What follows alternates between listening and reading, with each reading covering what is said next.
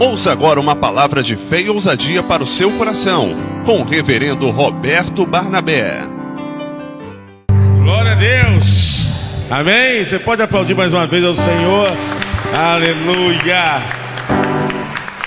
Pega a sua espada, Romanos capítulo 5, carta aos Romanos, capítulo 5. Romanos capítulo 5, amém? Tendo sido, pois, justificados pela fé, temos paz com Deus, por nosso Senhor Jesus Cristo, por meio de quem obtivemos acesso pela fé a esta graça, na qual agora estamos firmes e nos gloriamos. Aonde, irmãos? Nos gloriamos aonde? Glória a Deus, na esperança da glória de Deus. Não só isso, mas também nos gloriamos aonde? Nas tribulações, porque sabemos que as tribulações produzem o quê? E a perseverança, aleluia. A esperança não nos decepciona, porque Deus derramou seu amor em nossos corações por meio do Espírito Santo que Ele nos concedeu. Amém. Você pode se assentar. Graças a Deus. Estava meditando essa semana uma palavra que eu recebi falando sobre esperança. Muito interessante. A esperança do verbo esperançar. Não a esperança de simplesmente estar acomodado, de aguardar, não. Mas a esperança que a pessoa se adianta, ela se remete, ela não fica estática. É a esperança não de ficar esperando, mas é a esperança de você se locomover, agir, se envolver. Tem muitas pessoas que ficam na esperança de esperar, grande erro,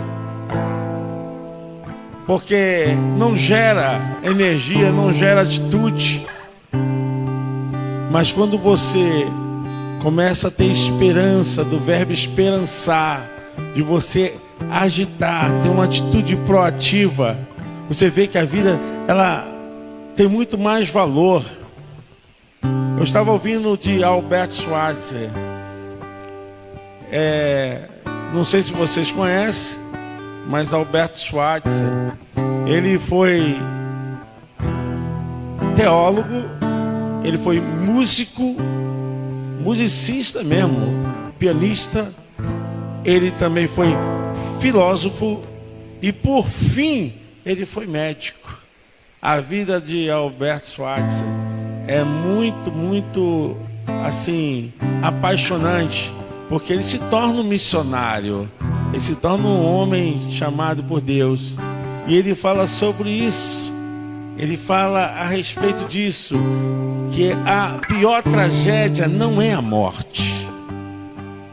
A pior tragédia é quando você morre por dentro, ainda vivo. É justamente as pessoas que vivem sem esperança. Olha, você imagina que quando você tem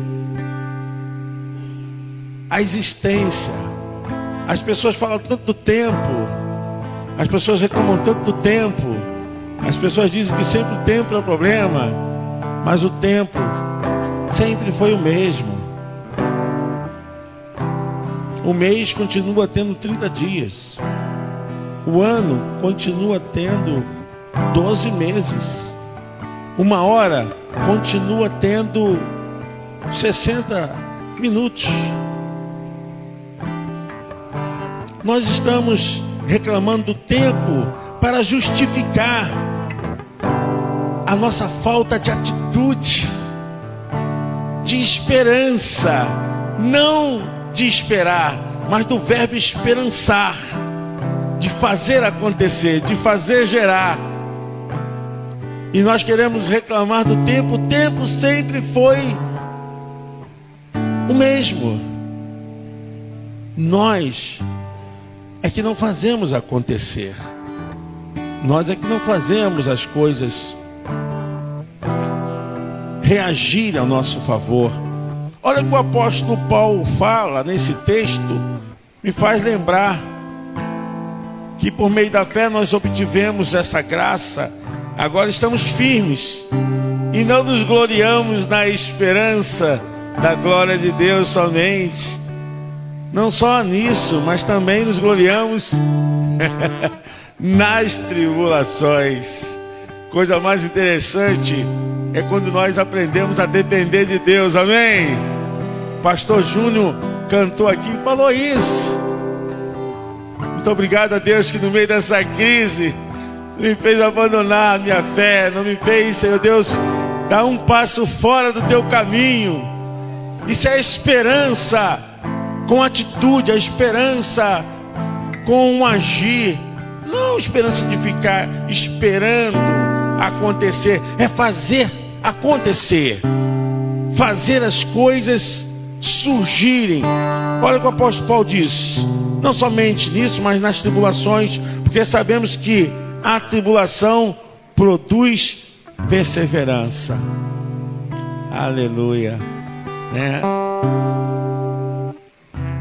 A tribulação, ela produz.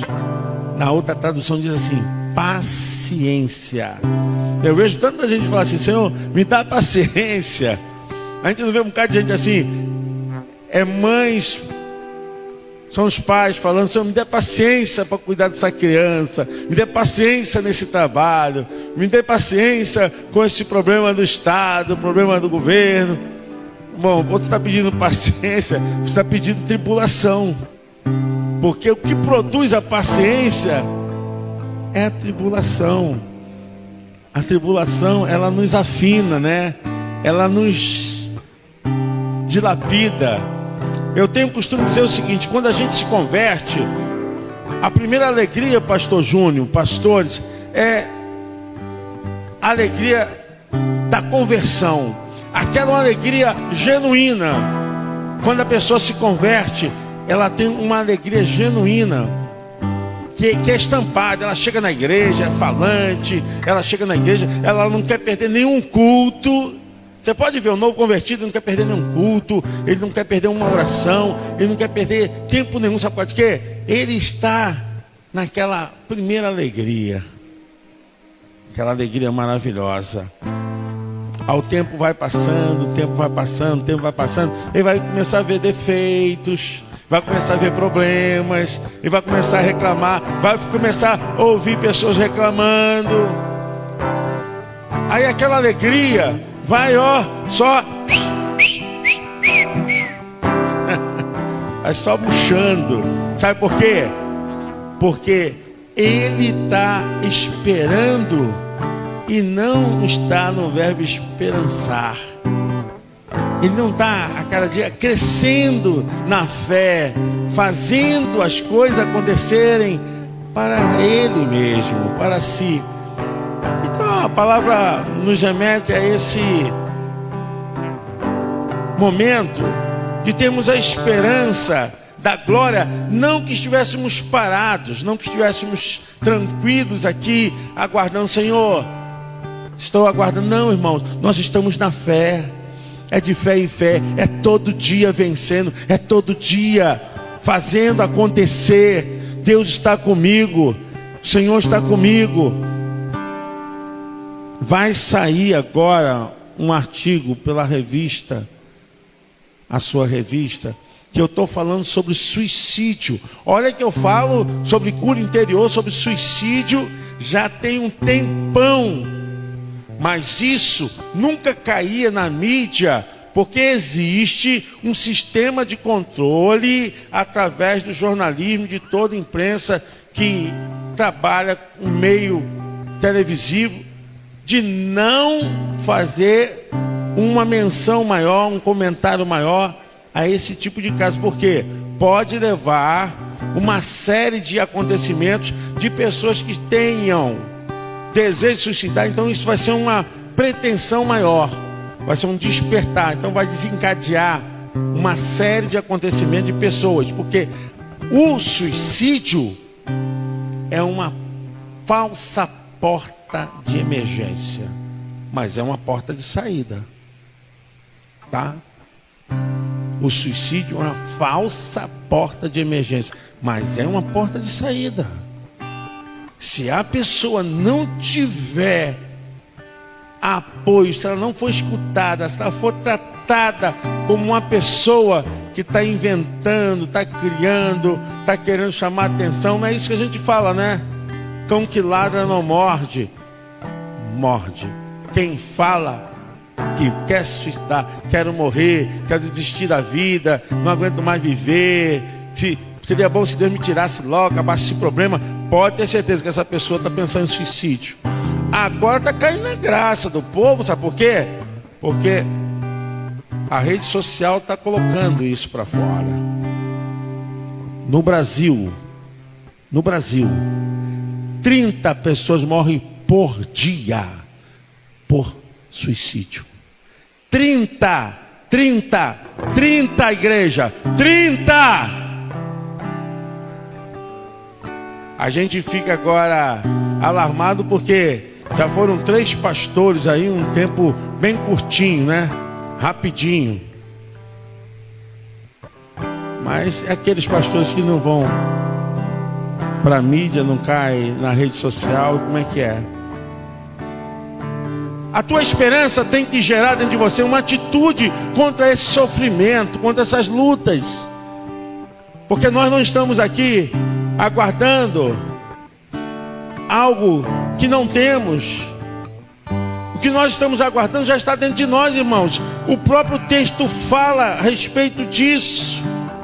Só que isso que o apóstolo Paulo está falando é fase de acontecimentos na vida do cristão. Ele está falando que ele já tem um Espírito Santo que foi derramado, está no seu coração pela graça de Deus. Ele mesmo diz, o próprio texto fala sobre isso. Versículo 2 do capítulo 5 de Romanos: por meio de quem obtivemos acesso pela fé a esta graça, na qual agora estamos firmes e nos gloriamos na esperança da glória de Deus. Não só isso, mas também nos gloriamos nas tribulações, porque sabemos que a tribulação produz perseverança, a perseverança o caráter aprovado, e o caráter aprovado é a esperança. E a esperança não nos decepciona, porque Deus derramou o seu amor em nossos corações por meio do Espírito Santo. Graças a Deus. Olha, nós precisamos, irmãos, ser uma igreja terapêutica. Sabe, o que custa para você, uma perguntinha, o que custa para você perder uma horinha da sua vida para dar atenção a alguém que está precisando de ajuda? O que custa? Às vezes a pessoa quer falar,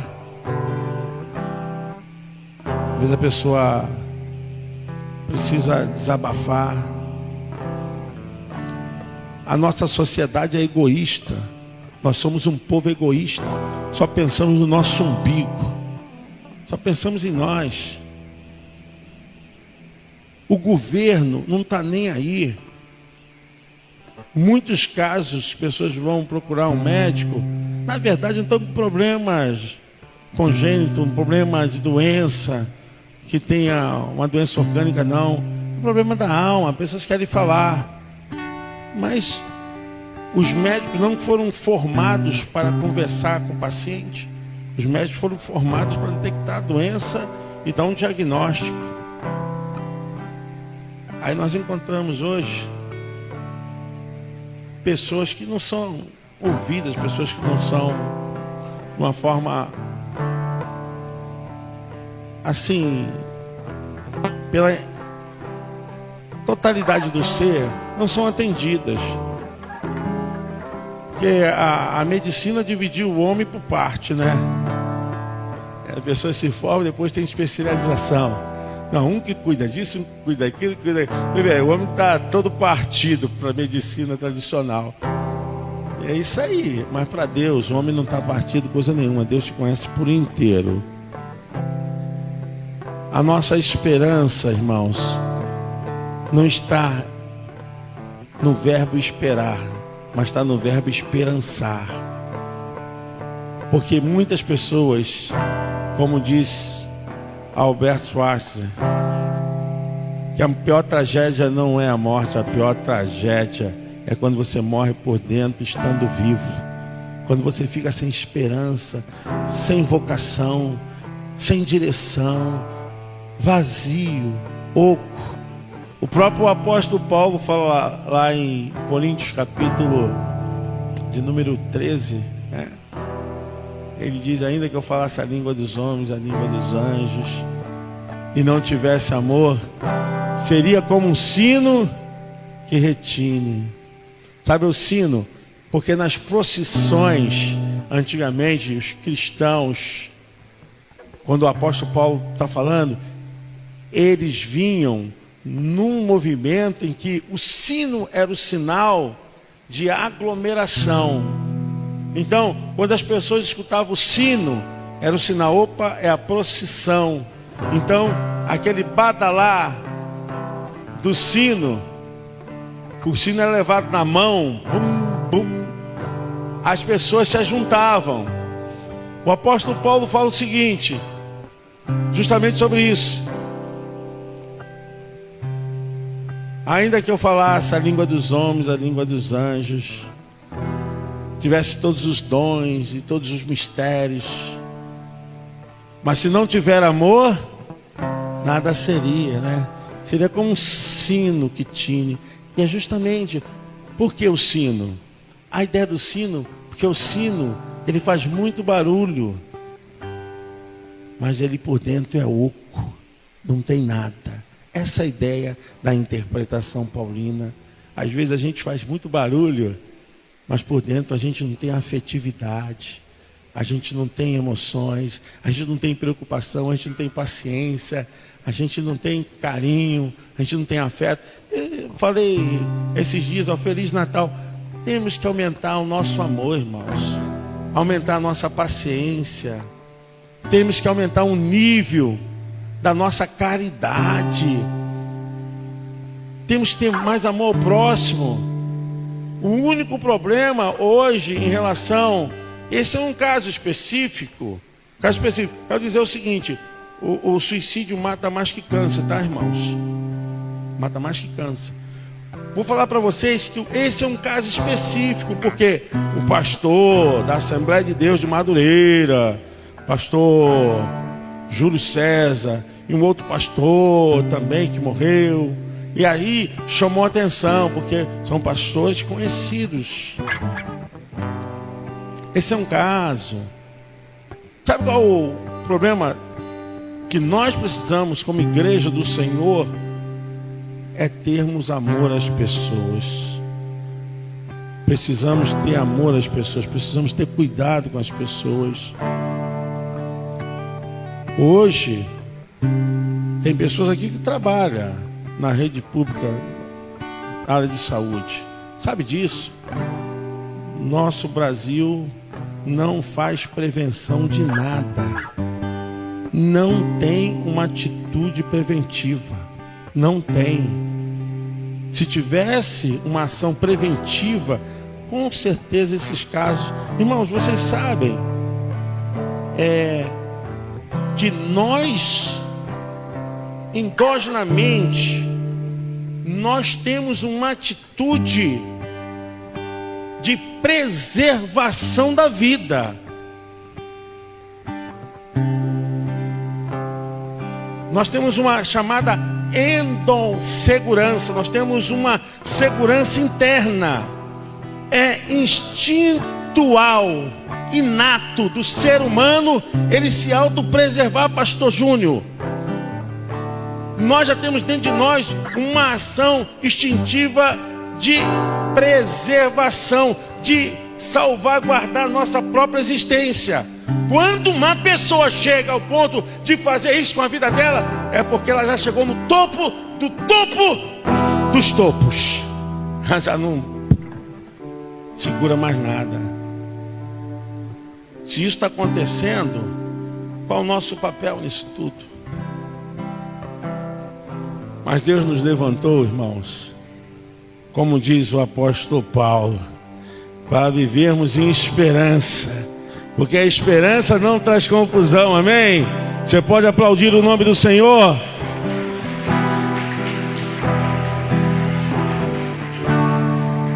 A nossa esperança, ajudar, irmãos, estarmos juntos, criarmos verdadeiramente o amor de Deus em nós. Não se preocupe, sabe? Às vezes nós ficamos preocupando com o tamanho de igreja, com o número de membros. Isso é bom, mas olha só. Mas se não tiver amor, nada é válido. Que o nosso Natal seja um Natal diferente. Fiquei tão feliz porque durante esse ano, como o pastor Júnior falou aqui, foi um tempo difícil, pastor. Foi um tempo de crise. Foi um tempo, irmãos, nós não deixamos de atender as famílias carentes que nós ajudamos da igreja. Não deixamos. Durante os 12 meses, e vou falar para vocês, tinha dias que eu chorava, que eu orava, ficava ligado, eu, irmão Fábio, e assim os irmãos da equipe, Senhor. Às vezes eu até falava assim, que tinha irmãos que ligavam, e aí, a sexta, quando vai chegar? Que hora que vai sair? Irmão, só quem sabe o que é não ter um grão de arroz, de feijão. Não estou falando carne, não. Sabe o que eu estou falando? Só quem passou por isso sabe. E eu fiquei muito feliz, sabe por quê? Às vezes nós queremos arrotar a espiritualidade, mas não temos amor. Queremos arrotar a espiritualidade, rodopiar no espírito. E tem uma pessoa do lado ali gemendo, você é incapaz. Esses dias passei por uma senhora, ela estava lá no calçadão e sentada na porta da drogaria Pacheco. E ela com os seios de fora, amamentando uma criança e vendendo umas jujubinhas. E passou assim, moço, o senhor pode comprar jujubinha para me ajudar? Eu falei, não posso comprar não. Eu vou ofertar na tua vida. Jesus falou, aquilo que nós dermos a um pobre necessitado, o Pai que está nos céus nos recompensará. E a maior recompensa do que essa, irmãos? Não é porque tem dinheiro, não está nada disso não. Está com saúde, está com vida. Eu falei, Daílze, fevereiro eu faço 53 anos.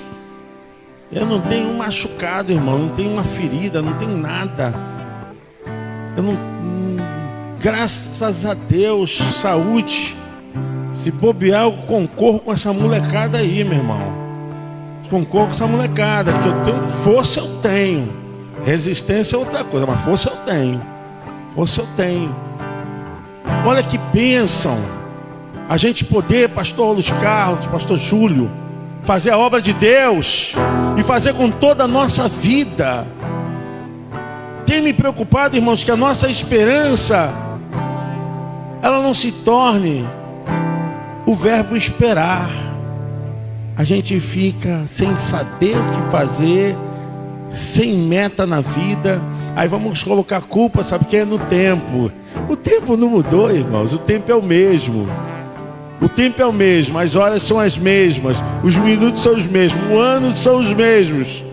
Nada mudou. Nós não queremos culpar a nossa desorganização. Nós não queremos dar culpa da nossa desorganização, da nossa falta de preocupação em nos organizar. Eu vou dar uma palavra aqui para os irmãos, assim. Eu também me formei em curso técnico de administração.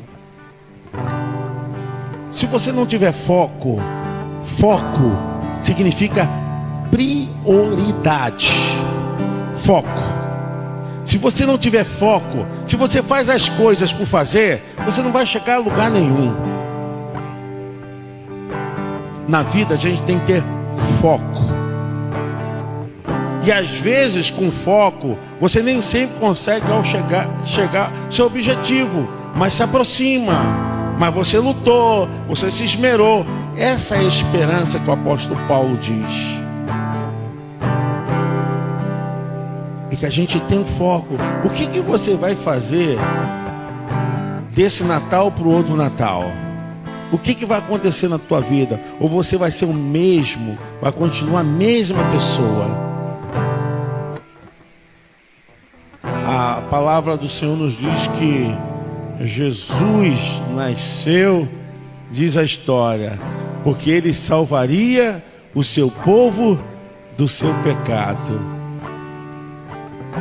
E nós precisamos ter foco, irmãos, na vida. Ponha foco na sua vida. O seu Natal do próximo ano, você vai ver como é que vai ser diferente. Põe amor, põe preocupação, sabe? Faça acontecer. Existe na teologia veterotestamentária a questão da restituição.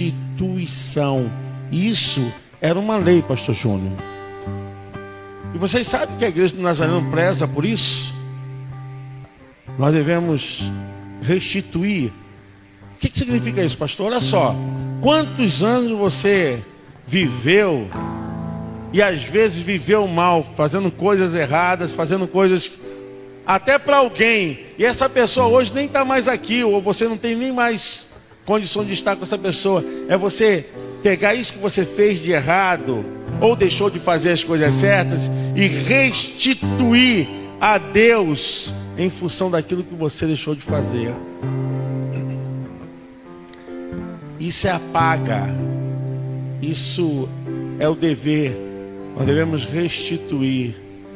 Porque o valor inverteu. Já viu? Porque a teologia das canções hoje é assim: Senhor, eu quero de volta o que é meu. Não de volta o que é de Deus. Ou as pessoas hoje restitui. Aí pede para ele. Tudo antibíblico. Você vê que o apóstolo Paulo, ele fala que ele era devedor. Está escrito: sou tanto devedor de grego quanto de judeu. Ele falava. O caso daquele baixinho que subiu na figueira, ele falou: ó, eu vou restituir 10 vezes mais. É a forma da vida se tornar mais agradável diante de Deus. A restituição é para Deus. A restituição é para Deus. Nós estamos cantando: Senhor, me restitui. Eu quero de volta o que é meu. E nós temos alguma coisa, irmãos? Nós temos alguma coisa? Com seriedade, nós temos alguma coisa? Quando chegar aquele dia, você é rico ou pobre, intelectual, ou você é um indouto, um leigo, seja lá o que for, chega na hora, ó, nu eu vim a esse mundo e nu eu voltarei. É a palavra do sábio Jó. Nu eu vim a esse mundo e nu eu voltarei. Nós não temos nada, irmãos. Deus nos empresta, Deus nos dá algumas coisinhas assim, para a gente ficar certinho com Ele, para fazer aquilo, né, crescer, que é a prosperidade. Muita gente esquece que prosperidade não é riqueza. Riqueza é uma coisa, prosperidade é outra. Prosperidade é só você ler lá em Deuteronômio 28, você vai entender. Prosperidade é outra coisa. Muita gente tem riqueza, mas não tem paz. Muita gente tem riqueza, mas não anda sossegado, não dorme. É diazepam, é Rivotril na cabeça o dia inteiro, na veia, ou até Rivotril supositório, tá? Desculpa a expressão, mas é empurrando mesmo.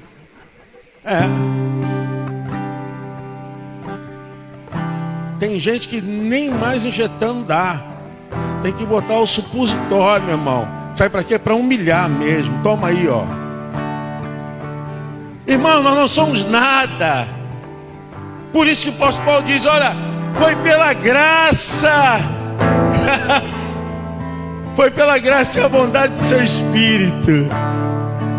O que é Natal, irmãos? Natal é mantermos acesa a chama do amor, da paciência, da perseverança.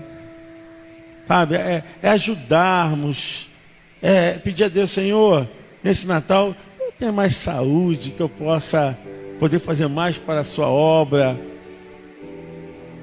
Irmãos, o reino de Deus não é comida e nem bebida, mas é paz, amor e alegria onde? Oh, na queima de fogos lá de Copacabana. Oh, Jesus, fala. Se fosse na Assembleia de Deus, os irmãos falam, ih, Senhor, fala, né, pastor Júnior? Fala, Senhor. Aqui os irmãos é difícil, até para bater palma eu tenho que pedir. Só Jesus Cristo. Estou 20 anos pregando aqui, 20 anos é a mesma coisa, só Jesus. Glória a Deus, irmãos. Preciso pedir, vocês vão bater palma? Oh, Jesus. Oh, irmão, põe fogo nessa lenha aí. Acende essa fogueira, igreja. Meu Deus e meu Pai. Irmãos, nós precisamos ter o sentido do Natal. O sentido do Natal é a presença de Jesus em nós. É esperança. Essa esperança do verbo esperançar. Não é uma esperança de esperar, mas é a esperança que a gente se comove, a gente se locomove, a gente tem uma atitude, a gente usa os nossos dons, nossos talentos. Não é essa esperança que as pessoas esperam e vão morrendo por dentro. Não, mas a esperança da vida. Ó, problema todo mundo tem. Dificuldade todo mundo tem. O texto diz que nós não gloriamos o Senhor só na graça, nas coisas boas. Mas o texto diz, mas também nos gloriamos aonde? Fala para o seu irmão, você deve glorificar também nas lutas. É, meu pastor, nas lutas, pastor. Nas lutas, pastora Tânia. Que isso, pastor? Coisa de doido é coisa de doida. O evangelho é coisa de doido mesmo. Apóstolo Paulo fala lá em Coríntios que nós somos loucos por causa de Cristo. É loucura. Mas eu falo, pô, mas você está feliz porque está com problema, meu irmão? É Ele. Tudo é dele, por meio dele, para a glória dele. Seja ele exaltado. Ué, fazer o quê?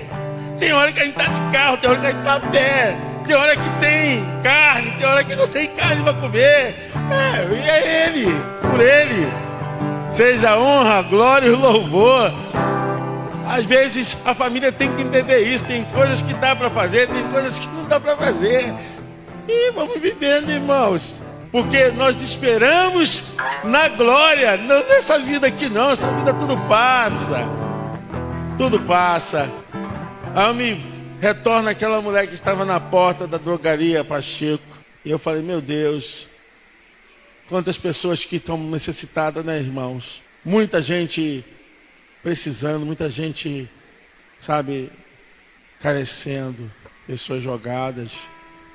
Esses dias eu vi alguns vestidos, empresários, microempresários, rede de mercado pequenininho, porque esse mercado grandões não faz, eu não vejo açaí, esse Carrefour, blá, blá, blá. Vejo o pessoal pequenininho, sabe, fazendo ceia de Natal, moradores de rua, saiu no jornal agora,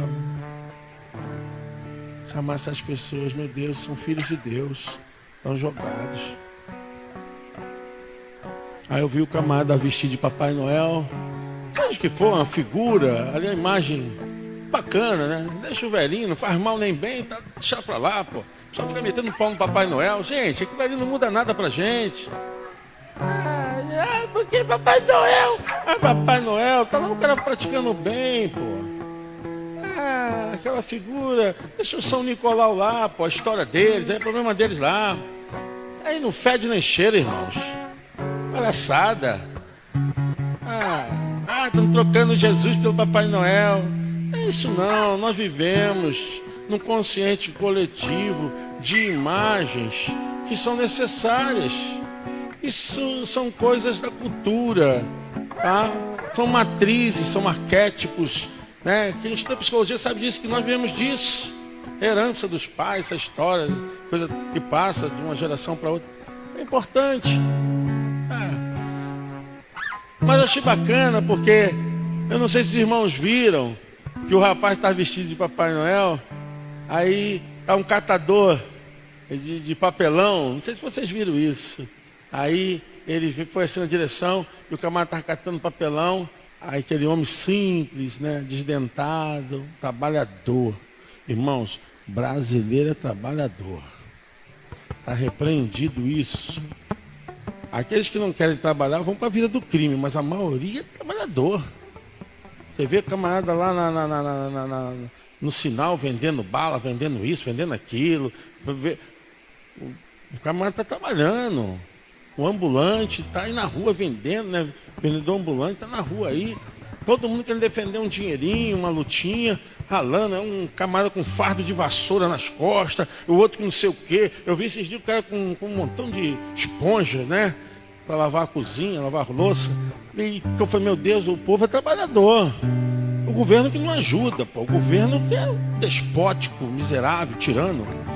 O governo de Satanás. Mas o ser humano tem trabalhado. Aí eu vi aquele homem catando. Falei, meu Deus, eu sou muito sensível a isso, irmãos. Eu choro à toa. Aí o camarada de Papai Noel, daqui a pouquinho, o cara vai lá no carro, pega uma cesta básica.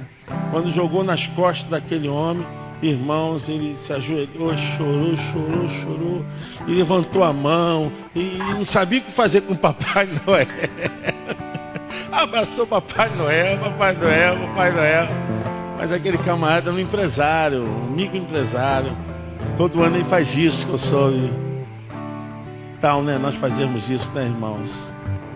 Hein, irmãos? Que tal nós fazermos isso, irmão? O que vocês acham? Ver pessoas necessitadas, a gente vê Jesus nessas pessoas.